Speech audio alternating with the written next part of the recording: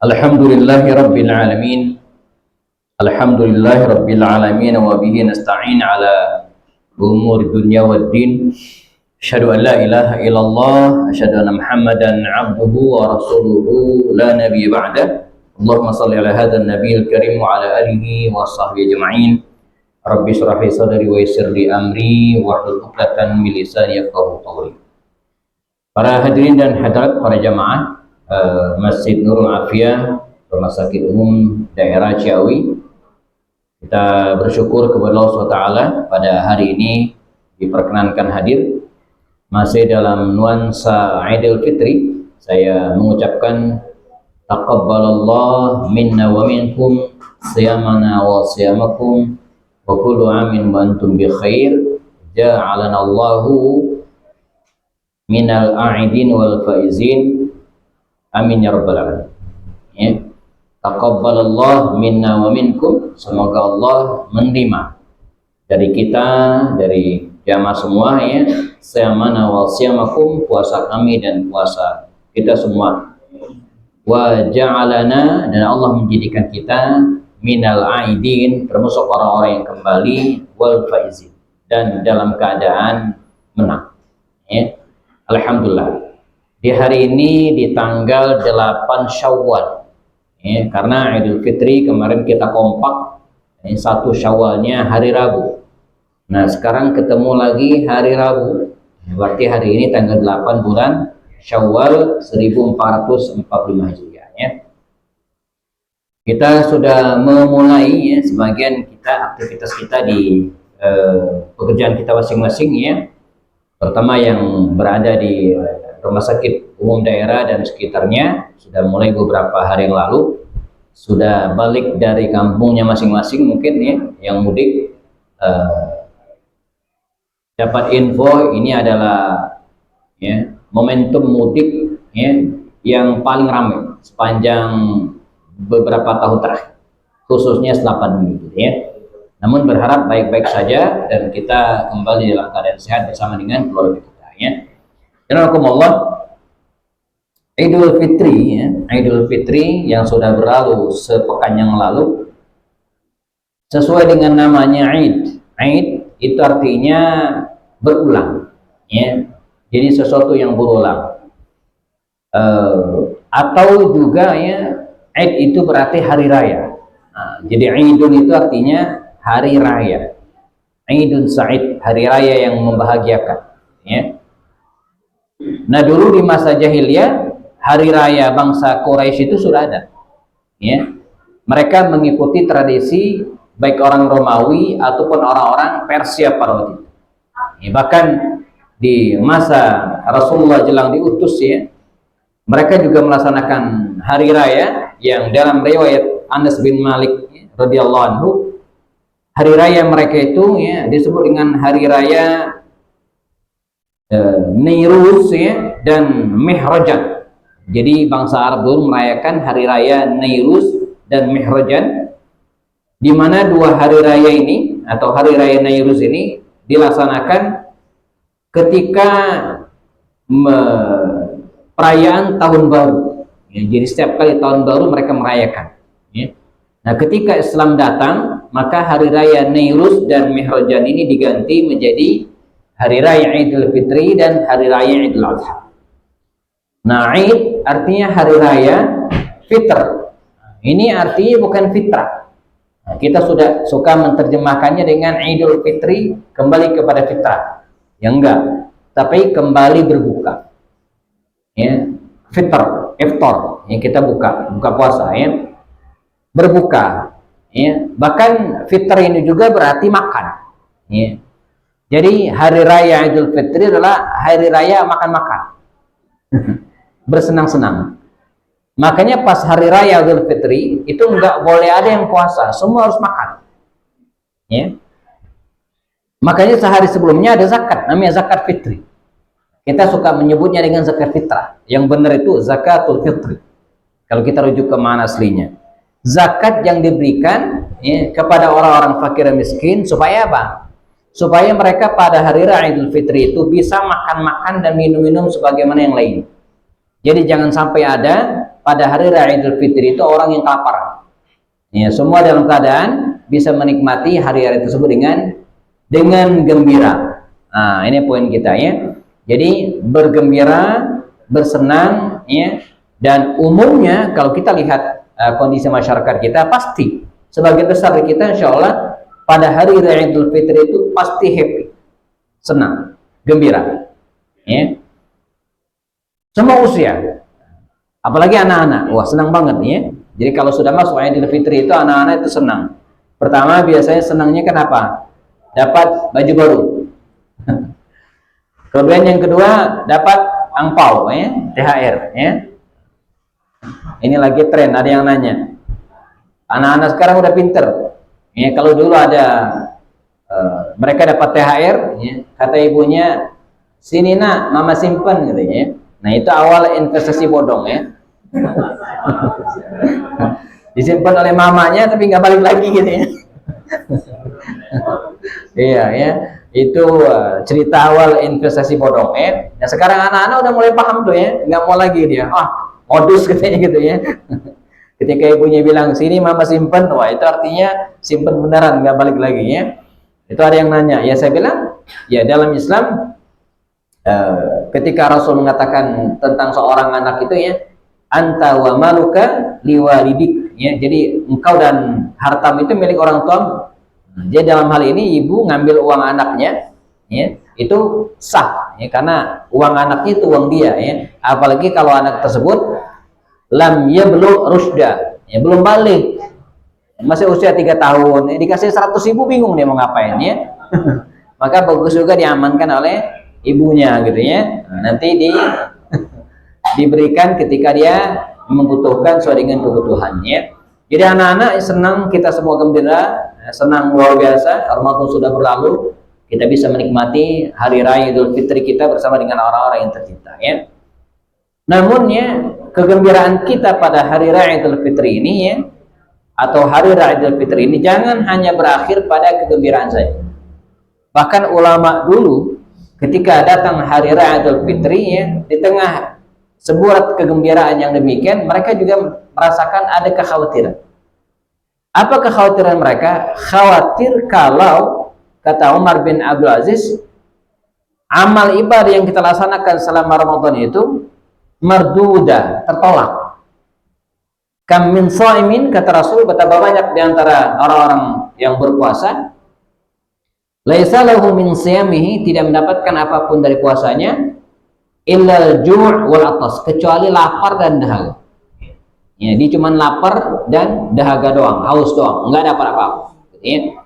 Maka wajar kalau kemudian para ulama khawatir, ya, khawatir puasa mereka, tilawah mereka, dan ibadah-ibadah selama Ramadan tidak diterima oleh Allah Subhanahu Wa Taala, dan memang tidak ada bukti. Ya, nggak ada bukti pak, nggak ada sertifikatnya. Lulus nih, oh ini Pak Acep nih, tantangan ketua RKM, puasanya lulus gitu ya. Nggak ada tuh, nggak bisa. Kita tidak bisa jamin puasa kita diterima, ibadah kita diterima, walaupun ada harapan. Namun demikian ya, para ulama mencoba membuat atau menyusun isyarat tanda di antara bukti bahwa harapan kita, puasa kita, ibadah kita diterima oleh Allah SWT. Apa itu? Ya, 2. Pertama, di antara isyarat bahwa puasa kita, ibadah kita diterima oleh Allah Subhanahu Wa Taala adalah melahirkan atau lahirnya ketaatan-ketaatan baru, makin taat. Ya. Jadi Ramadan selesai, masuk bulan Syawal, kita makin taat. Makanya ada istilah kunu rabbaniyina wala takunu ramadaniyin. Ya, jadilah kalian hamba Allah, rabbaniyin. Rabbaniyin itu hamba Allah. Wala takunu ramadaniyin. Jangan jadi hambanya Ramadan. Jadi hambanya Ramadan itu dia sholat berjamaah hanya Ramadan saja, baca Quran khatam hanya Ramadan saja, bersedekah zakat hanya Ramadan saja, berbuat baik berbagi hanya Ramadan saja. Begitu Ramadan selesai, tidak ada lagi ibadah yang selama lakukan Ini diteruskan. Nah, ini disebut dengan Ramadhaniyin, hambanya Ramadan. Tapi tidak, kita harus menjadi hamba Allah Subhanahu wa taala ya. Nah, jadi bertambahnya ketaatan. Karena konsepnya adalah at-ta'atu tajurru ta'atan ukhra. Jadi ketaatan itu dia hendaklah melahirkan ketaatan-ketaatan yang lain. Nah, jadi bukti bahwa ketaatan kita diterima, dia menyebabkan lahirnya ketaatan-ketaatannya. Tajur itu artinya menarik, menyebabkan. Orang pulang umroh, bukti umroh yang diterima, ya pulang dari umroh dia semakin soleh. Ya, jadi bukan pecinya doang yang berubah jadi putih, atau kemudian jadi rajin pakai jubah, ya itu bagus-bagus saja. Tapi lebih dari itu apa? Ibadahnya bertambah. Nah, ibadah apa saja yang harus kita pelihara? Ya setelah Ramadan ini, ya jelas ibadah-ibadah yang kita latih ketika Ramadan dulu. Ya, saya merangkum paling tidak ada 4 ibadah utama tuh di Ramadan kemarin, yang kemudian kita teruskan pada bulan Ramadan ini, pada Syawal dan seterusnya. Apa itu? Pertama puasa. Ya, puasa ini ibadah utama. Makanya ketika Syawal ini jamaah mau mengingatkan kepada kita semua ya, ada puasa sunnah yang afdaliyat, keutamaannya itu luar biasa, bahkan menjadi penyempurna ibadah Ramadan. Yang kita kenal dengan puasa Syawal. Kata Rasul, man shoma Ramadhana, siapa yang berpuasa Ramadan, summa atba'ahu sittan min Syawal, lalu diikuti dengan puasa Syawal sittan 6 hari. Ya. Boleh mutatabi'an, boleh berturut-turut, atau boleh juga tidak berturut-turut. Boleh-boleh saja. Ya. Summa atba'ahu sittan min Syawal, di tahun 6 hari bulan Syawal, faka'annahu shaumad dahr. Maka dia seperti orang yang berpuasa sak tahun penuh. Sebab bikulli hasanatin bi asyri amsalihha. Satu kebaikan dilipat gandakan 10 kali lipat. Ramadan 1 bulan dikalikan 10 berapa? 10 bulan. Ya kan? Iya ya. Kan sebulan dikali 10 kan 10 bulan tuh ya. Jadi kalau kita puasa sebulan penuh itu belum cukup, baru 10 bulan. Makanya harus tambah 2 bulan lagi. Nah, 2 bulannya itu dengan melaksanakan puasa 6 hari. 6 kali 10 sama dengan 60. 2 bulan. Puasa sebulan penuh ditambah 6 hari Syawal, maka pahalanya kata Rasulullah faka'annahu shaumad dahr. Dia seperti orang yang melaksanakan puasa setahun penuh. Nah, sekarang tanggal 8 ya, kita anggap 1 pekan ini pekan silaturahim. Kalau kita tidak kunjungan ke rumah saudara kita yang kunjungan ke rumah kita. Ya, masih banjir bingkisan, masih banyak kue. Ya, masih banyak pertemuan-pertemuan gitu ya. Nah, bismillah, pekan kedua ini ya jamaah, kita mulai menyiapkan puasa Syawal kita. Saya secara pribadi juga belum mulai ya. Kami rencanakan dengan keluarga besok tuh baru mulai insyaallah ya. Nah, kebetulan hari ini diundang Pak Acep juga kemarin ya, pas belum puasa ya. Ngeliwat ya. Kalau besok udah beda urusannya. Jadi kami sekeluarga besok itu berniat untuk mulai puasa Syawal. Ya, masyarakat Sunda di sekitar rumah saya banyak yang sudah mulai dari kemarin. Malah hari ini mereka lebaran kedua gitu ya. Karena sudah menyelesaikan puasa Syawal. Bagus-bagus saja. Asal jangan mulai Syawalnya di hari pertama dan hari kedua. Ya, karena khawatir itu masuk bulan yang diharamkan atau hari yang diharamkan. Sittan min Syawal. Berpuasa di bulan Syawal ini kapanpun, mau di awal, di tengah ataupun di akhir. Berturut-turut atau kemudian tidak berturut-turut, dicicil misalnya, bisa jadi. Saya nggak tahu ini, berharap sih tidak dicicil ya, tapi kemungkinan sempat istirahat nanti karena tanggal 21 hari Ahadnya itu ada halal bihalal sekaligus arisan keluarga besar. Sepertinya ya nggak enak kalau kita puasa sementara yang lain makan-makan ya.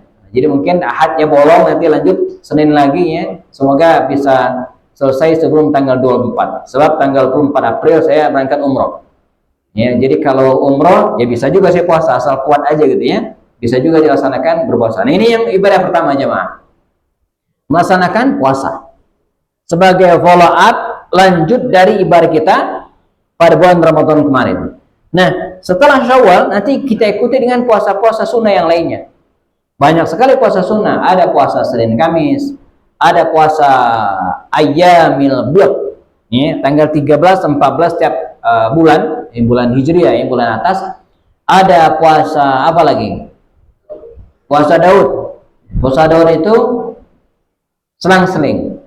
Senin puasa, Selasa enggak. Rabu puasa, Kamis enggak. Dan seterusnya. Nah, ini puasa daur, puasa yang paling maksimal, gitu ya. Nanti kita ketemu lagi misalnya bulan Muharram ada puasa Asyura dan seterusnya. Intinya apa? Perbanyak puasa sunnah sebagai follow up dan lanjutan dari ibadah Ramadan kita. Ibadah yang kedua adalah salat malam. Ya, ini ibadah utama juga yang kita laksanakan selama Ramadan. Salat malam yang kita kenal dengan salat tarawih. Bulan Syawal, nanti bulan Zulqa'dah, Zulhijjah kita lanjutkan tarawih kita. Tapi namanya bukan salat tarawih, ya. Namanya salat tahajud. Namanya qiyamul lail, ya. Wa minal laili fatahajjad bihi nafilatan lak, kata Allah. Dan pada sebagian malam laksanakan salat tahajud sebagai sunnah nafilah tambahan bagi kita, ya. Atau kemudian disebut dengan salat qiyamul lail, ya. Ya ayyuhal muzammil qumil laila illa qalila. Wahai orang yang berselimut, kata Allah, bangunlah, ya, qumil laila, bangunlah pada malam hari, qiyamul lail, laksanakan qiyamul lail, ya. Kemudian atau bisa juga kata Umar bin Khattab dan para sahabat Nabi yang lainnya ada salat witir. Ya, ini juga salat malam, ya, bisa kita laksanakan. Salat ini jamaah, saya suka sampaikan, kita harus menganggap bahwa salat malam entah tahajud atau qiyamul lail namanya harus kita anggap sebagai ibadah yang easy, ibadah yang mudah, ibadah yang gampang. Selama ini kita menganggap, ya, tahajud itu ibadah yang berat. Nah, kalau pagi kita lihat ada orang yang ngantuk, kenapa? Habis tahajud semalam gitu, ya. Berat banget, ya. Selama ini tahajud itu dianggap sebagai ibadahnya para syekh, para kiai, para ustadz gitu, ya. Atau orang yang lagi punya banyak utang. Rajin tahajud, ya. Enggak, jangan nunggu punya banyak masalah, ya. Jangan nunggu punya banyak utang tuh, ya. Kita bertahajud. Melaksanakan sholat malam ini adalah ciri dan keistimewaan para sahabat Rasulullah SAW. Kasratus sujud. Jadi para sahabat Nabi itu, ya, diantara karakter mereka kata Allah dalam surat atau dalam Al-Quran, ya, surat Al-Fatih, apa? Kasratus sujud, ya. Wujuhihim min kasratus sujud. Aja ada tanda, ya, di wajah mereka itu karena seringnya mereka bersujud. Nah, para ulama menjelaskan yang dimaksud dengan sering sujud ini adalah sering melaksanakan sholat malam. Nah, harus kita anggap easy, mudah, gampang. Mengapa? Sebab sholat malam ini adalah sholat yang panjang waktunya, fleksibel, kita laksanakan kapanpun. Kalau sholat zuhur enggak. Sholat zuhur itu pukul 11.53 sampai nanti pukul 15:17 menit. Udah tuh, nggak boleh lagi tuh di luar itu. Hanya 3,5 jam sekian. Ini, ya. Maghrib lebih pendek lagi. Tapi kalau sholat malam, Pak, panjang itu. Dari ba'da isya sampai sebelum subuh, silakan. Mau dilaksanakan kapanpun.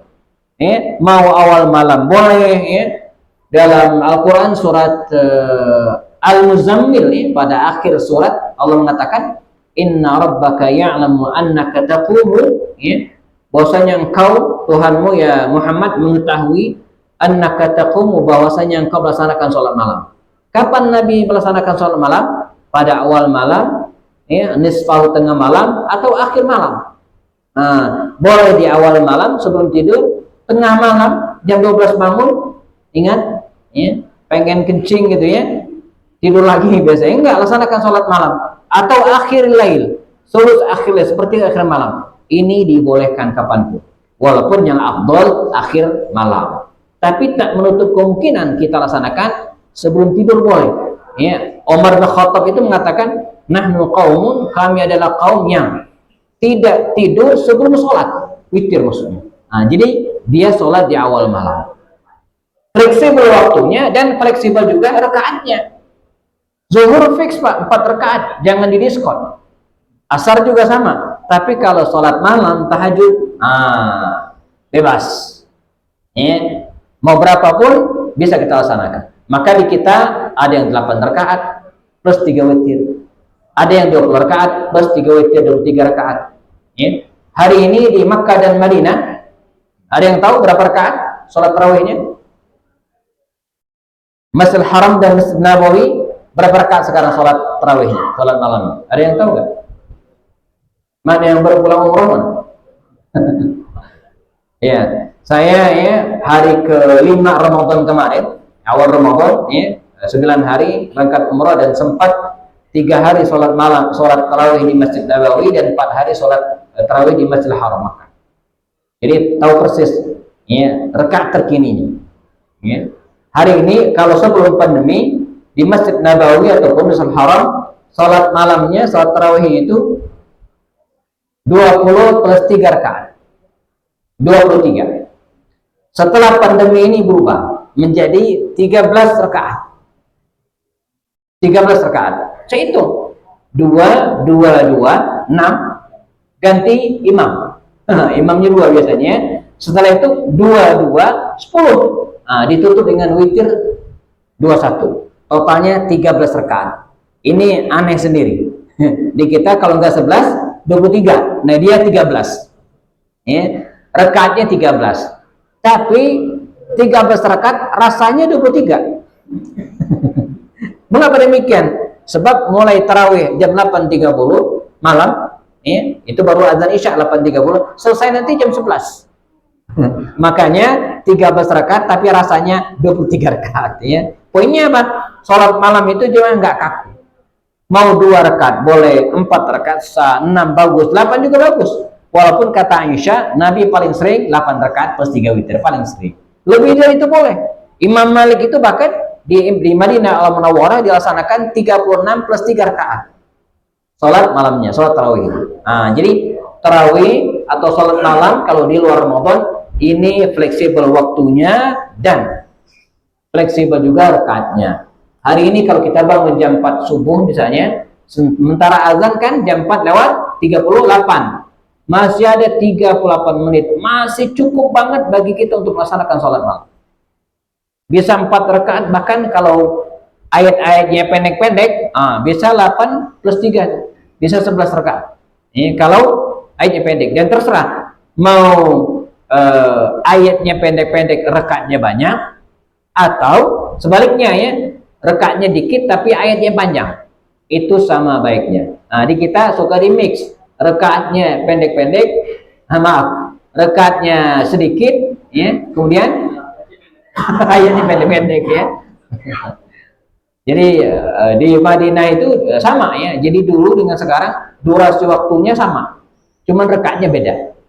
Ya, sama-sama sekitar 3 jam, ya, tapi rakaatnya lebih sedikit yang sekarang. Nah, ini ibadah yang kedua jemaah. Puasa yang kedua apa?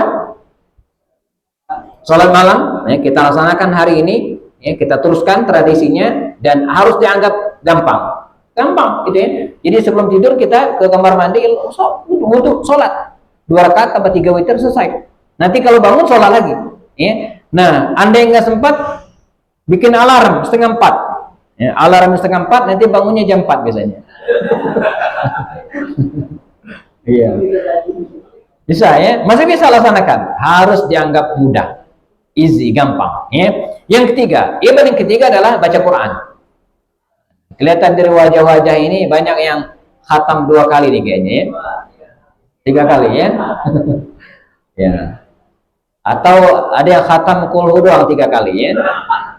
Tentang ada hadis mengatakan bahwa surat Al-Ikhlas itu sulusul Quran, sepertiga Quran. Dibaca kulhu 3 kali khatam ya. Ya enggak ya, cuman dapat keutamaan tapi tidak seperti khatam. Dia khatam Al-Quran ini bukan hanya di bulan Ramadan. Kata Rasul, iqra'ul Qur'ana fi syahr. Khatamkan bacaan Quran dalam 1 bulan. Makanya Al-Quran kita itu Pak, terdiri dari 30 juz. Bukan Nabi yang membagi. Nabi membagi Al-Quran itu berdasarkan surat-surat saja. Yang membagi Al-Quran berdasarkan juz itu adalah para ulama belakangan. Berdasarkan hadis Rasul, kata beliau, khatamkan Quran dalam 1 bulan sekali. Karena sebagian besar bulan kita itu usianya 30 hari, maka dibagi oleh para ulama menjadi 30 juz. Ya, salasuna juz'an, 30 bagian yang sama rata, sama banyak. Ya, sama-sama 10 lembar. Gitu ya. Kecuali juz 1 dan juz 30, itu agak banyakan.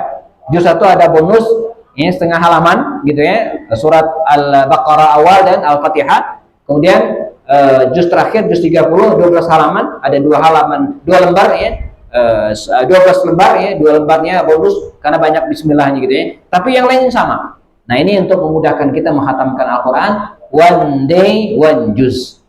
Ya. Dan kita kita banyak beristighfar jamaah ya. Kalau kemarin ada di antara kita yang tidak sempat menghatamkan Al-Qur'an walaupun sekali, wah, ini keseriusan kita ya, terhadap Islam ini memang masih harus dievaluasi terus. Jadi kalau yang kemarin sekali aja nggak khatam itu luar biasa gitu kan, luar biasa malasnya ya. Kita bayangin Imam Asy-Syafi'i, saya dari beberapa waktu lalu ya ada jamaah nanya, dan saya juga sering menyampaikan bahwa Imam Asy-Syafi'i itu menghatamkan Al-Quran 60 kali selama Ramadan. Seperti tidak masuk akal. Saya telusuri jamaah. Pertama, saya pastikan riwayatnya ini dari mana. Itu dulu, secara ilmiah. Baru secara logika. Saya telusuri dan ketemu riwayatnya ada dalam kitab Syiar Alamin Nubala dikarang oleh Imam Az-Zahabi, juz 10 halaman 36. Masih hafal saya, di pojok paling kiri bagian atas. Nah, tertulis di situ, kana Syafi'i yaktimul Qur'ana fi syahri Ramadan sittina khatman atau sittina khatmah. Kata Imam Az-Zahabi, Imam Asy-Syafi'i rahimahullah ya, menghatamkan Al-Quran fi syahr Ramadan, dalam satu bulan Ramadan itu ya, sittina khatmatan, 60 kali khatam. 60 dibagi 3, sehari berapa? 2 kali khatam. Nah, sekarang mungkinkah orang menghatamkan Al-Quran sehari 2 kali? Secara logika sangat-sangat mungkin dan masuk akal ya. Jemaah bisa cek di YouTube. Anak saya Hamdal yang kedua ya, Syauqi, yang bersekolah di Husnul Khatimah ya, walaupun sudah sempat khatam dan hafal sejak SMP, tapi pas SMA ya, tingkat aliyah dia tes ulang. Tesnya nggak nanggung-nanggung, disuruh baca Quran ghaiban, nggak ngelihat ya, tasmi namanya, tasmi nggak ngelihat sama sekali ya, dari pagi jam 8 Pak ya, sampai maghrib, berhenti hanya sholat, makan siang dan sholat asar, sampai maghrib selesai 30 juz, duduk dan depannya ada kamera YouTube live, disaksikan oleh 2.000 orang waktu itu ya. Dari situ saya yakin betapa mungkin kita menghatamkan Al-Quran sebulan 2 kali, sehari 2 kali. Jadi kalau jam 8 pagi ketemu jam 6 sore, berapa jam itu?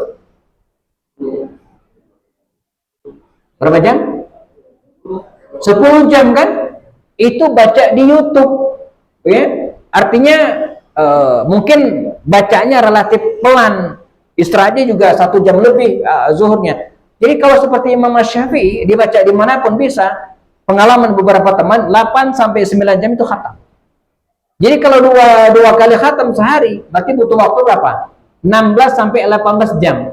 Masih ada 6 jam lagi tuh untuk tidur, makan dan seterusnya. Nah, kemarin Ustadz Randy gitu kan, jemaah bisa cek di Instagramnya ya, ada Ustadz Fakhru Anas memberikan challenge kepada santrinya, siapa yang bisa ya mengikuti apa yang dilakukan oleh Imam Asy-Syafi'i, saya akan kasih hadiah umroh. Dan ada satu santri ya yang berhasil, namanya Yusran kalau tidak salah, menghatamkan Al-Quran sebulan Ramadan itu 60 kali. Dan itu terpantau. Ini artinya nggak asal. Dia setiap hari dia setoran dan kemudian laporan gitu kan. Jadi dia tidur hanya 3 atau 4 jam sehari. Sisanya membaca Al-Quran dan menghatamkan. Artinya mungkin. Nah, jadi kalau hari ini jamaah kita sebulan nggak khatam sekali, sekali aja yang khatam, wah ini kata Bang Haji Romai Rama terlalu gitu ya, terlalu ya. Nah, jadi marilah ya di bulan ini Syawal ini kita teruskan lagi kebiasaan tersebut ya, dan menambah bacaan kita. Terakhir jamaah, ibadah yang bisa kita lakukan juga menyambut Ramadan adalah sedekah. Ya, kemarin Ramadan kita sudah banyak sedekah. Ya, baik sedekah wajib dengan membayar zakat mal, zakat harta kita, ataupun sedekah sunnah ya, dan sedekah ini maknanya luas, bisa sedekah wajib, bisa sedekah sunnah. Sedekah juga artinya apa? Memberikan sesuatu kepada orang lain yang bisa memberikan manfaat tanpa ada balasan. Jadi sedekah itu definisinya memberikan sesuatu, ya, memberikan sesuatu kepada orang lain apapun, mau duku, mau apapun, ya, dan ada manfaatnya bagi orang tersebut. Min ghairi iwat, tapi nggak ada balasan. Enggak, misalnya Pak Acep, saya kasih handphone ini ke Pak Acep, tapi setelah itu Pak Acep ngasih saya 5 juta. Nah, itu bukan sedekah namanya, itu jual beli gitu ya. Atau jamaah dikasih semua nih, apa namanya, duku. Ntar pas depan pintu suruh bayar 5.000. Itu bukan sedekah namanya, ya. Bayar. Min ghairi iwad. Apapun, Pak.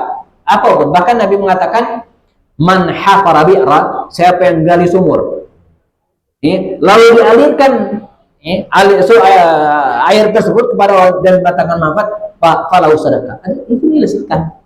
Bahkan al-Marid lain mengatakan, man zara'a zar'a, siapa yang nanam tanaman, Bu, tanaman apapun, ya, fa'akalahu insan, dan dia makan oleh manusia, au hewan, dan mungkin hewan, falahu sedekah, ada nilai sedekah.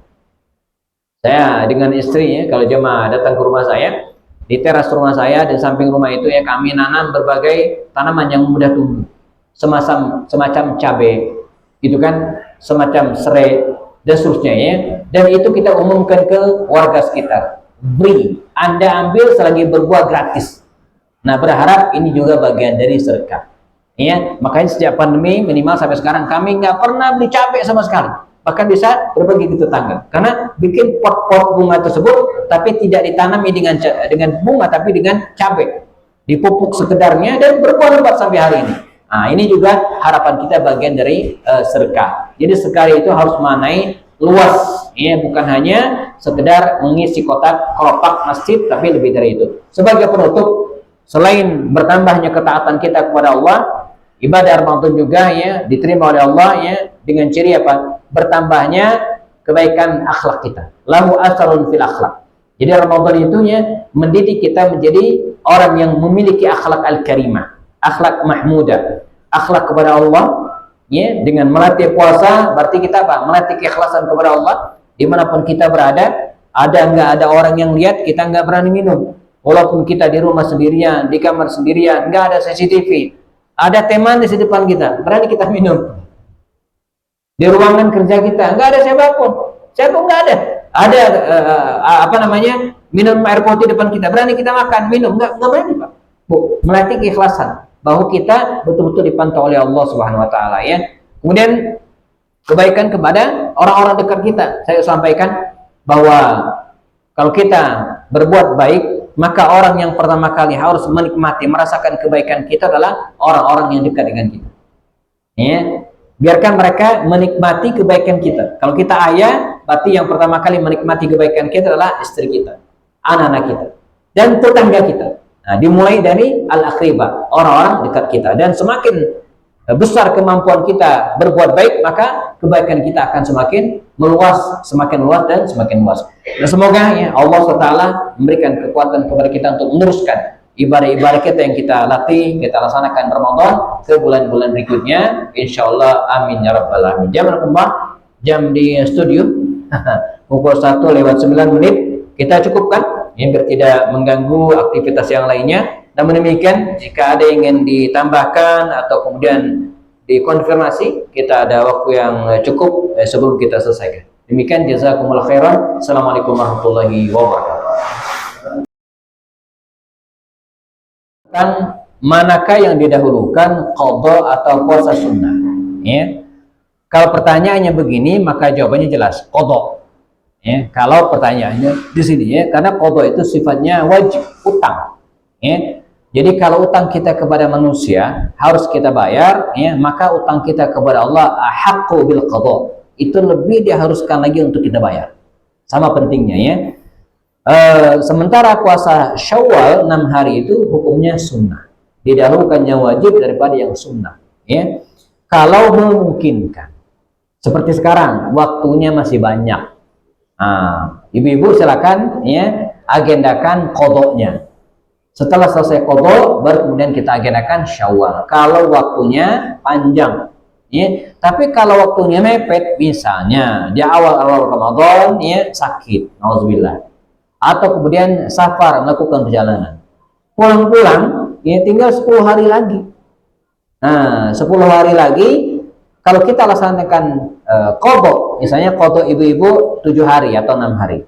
Sementara puasa Syawal kan 6 hari juga, berarti 12 hari kurang 2 gitu ya, kurang 2. Manakah yang harus kita dahulukan gitu kan?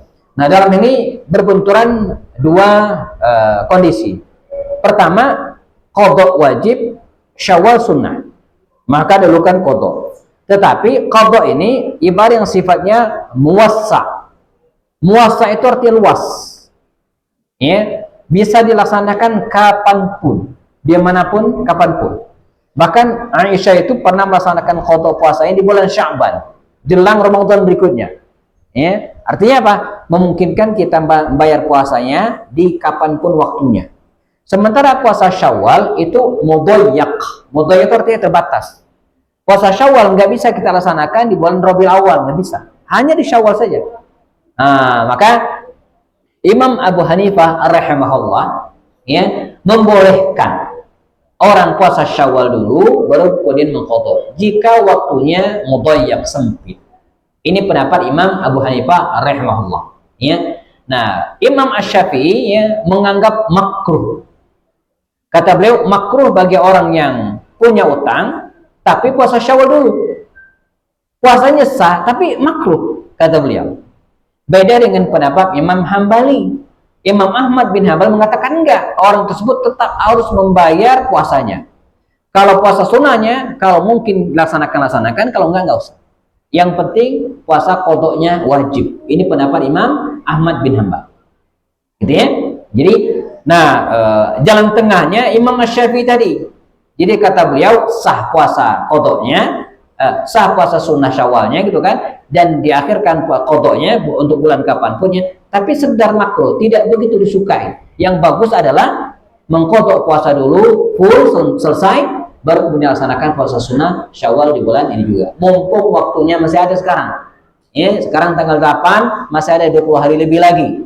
Nah, ibu-ibu punya utang 6 hari, 7 hari, laksanakan qadha-nya, dan kemudian setelah itu masih ada waktu untuk laksanakan Syawal.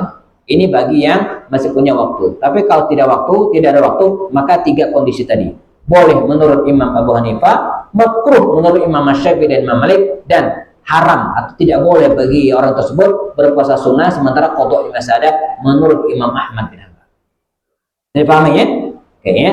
Yang kedua tentang hujan. Kalau airnya air hujan nggak masalah.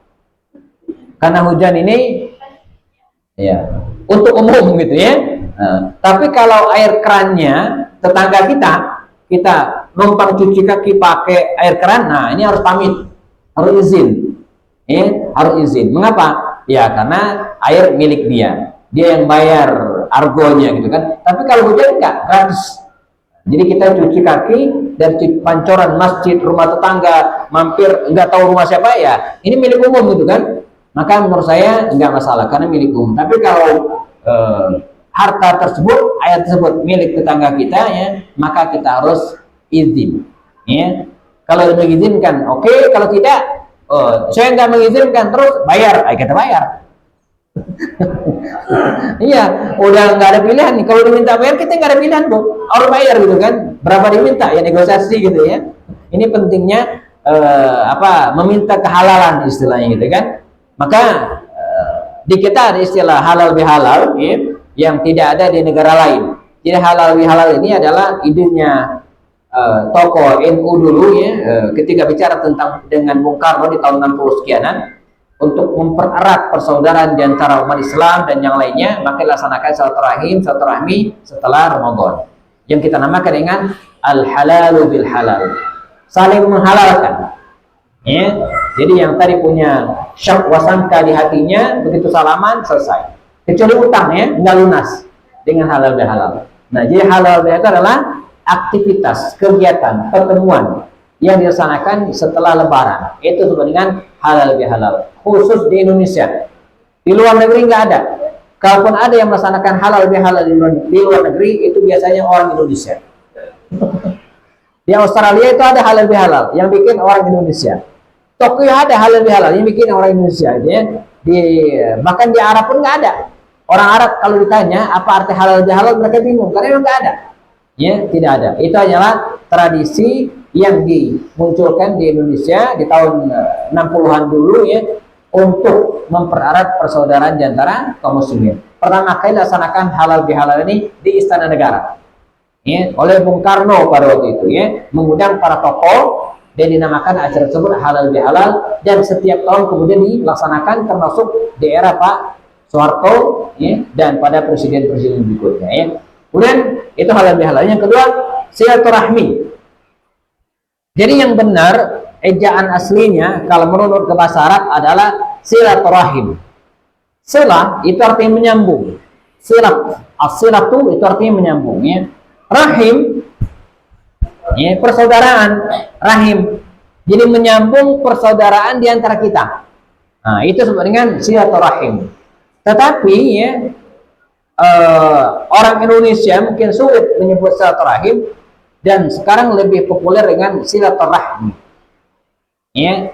Jadi saya belum cek kamus besar bahasa Indonesia yang mana baku gitu ya. Apakah silaturahmi atau silaturahim? Tapi aslinya silaturahim. Ini ejaan yang benar sesuai dengan bahasa Arabnya. Ya. Dan yang seperti ini banyak Bu. Misalnya mahram. Ya, jangan dekat dong, jangan dekat-dekat. Kita kan bukan muhrim. Salah itu sebenarnya.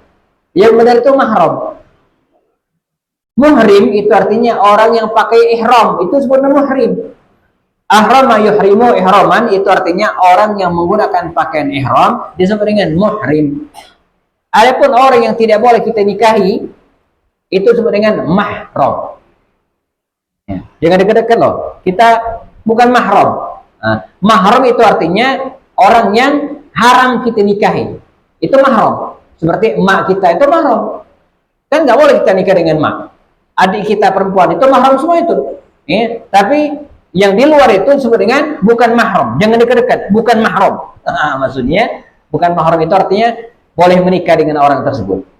Nah, ini istilahnya. Begitu juga silaturahim yang betul adalah silaturahim. Adapun silaturahmi sudah jadi serapan bahasa Indonesia. Maknanya sama, ya, menyambung keakraban dan persaudaraan. Cukup? Ada lagi? Cukup ya. Alhamdulillah.